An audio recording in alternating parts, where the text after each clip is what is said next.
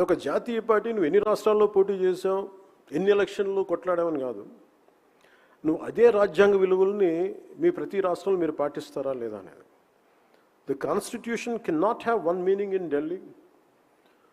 దేశ రాజధాని ఢిల్లీకి ఒక విలువలోనూ మీరు పాలించే రాష్ట్రాలకి ఇంకొక రూలింగ్ కుదరదు. Constitutional morality cannot change with political convenience. If we truly believe in Bharat Jodo, then we must first ensure that our politics is united by one constitutional standard, equal citizenship, equal dignity and equal respect for every Indian in every corner of this republic. Only then does Bharat Jodo becomes more than a slogan. It becomes a national commitment. And now I remind you to revisit how Congress government in Telangana is abusing constitution by denying permission to Janasena's meeting in Telangana. It's a constitutional abuse.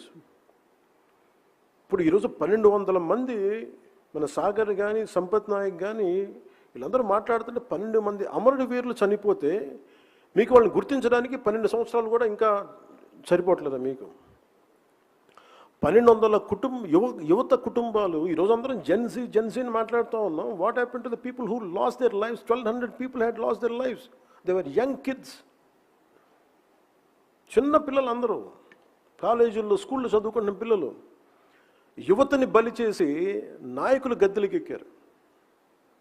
ఈరోజు Gen Z గురించి మాట్లాడుతున్నాం. Before Gen Z there is always one generation, a young generation who had lost, maybe in confusion, maybe in emotion. They went to Naxalism, they went to different walks of different kinds of ideologies.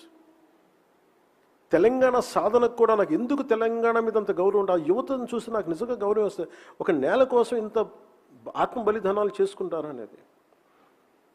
నేను తెలంగాణలో పుట్టలేదు, కానీ తెలంగాణ యువత తాలూకు బలిదానాలకి నన్ను కదిలించేసింది. 1200 అమరులు చచ్చిపోతే వాళ్ళకి నివాళులు అర్పించడానికి వెళ్తే పర్మిషన్ ఇవ్వాల. అంటే ఈ దేశంలో నేను ఇక్కడ రేపు పొద్దున ఇండియా గేట్కి వెళ్ళి నేను సైనికులకి వందనం చేయాలంటే నేను ఎక్కడ పుట్టాలి? కాశ్మీర్లో పుట్టాలా? పంజాబ్లో పుట్టాలి? ఇది నా నేల కాదు, నా దేశం కాదా? అలాగే 1200 మంది అమరవీరులకి నాకు స్ఫూర్తినిచ్చిన నేల తెలంగాణ, నాకు స్ఫూర్తినిచ్చిన తెలంగాణ పోరాటం. 1 సంవత్సరం పైన లేటుగా వచ్చింది తెలంగాణకి ఫ్రీడమ్ స్ట్రగుల్, స్వేచ్ఛ. 47 అందరికీ ఆగస్టులో వస్తే తెలంగాణకి సెప్టెంబర్ 48లో వచ్చింది.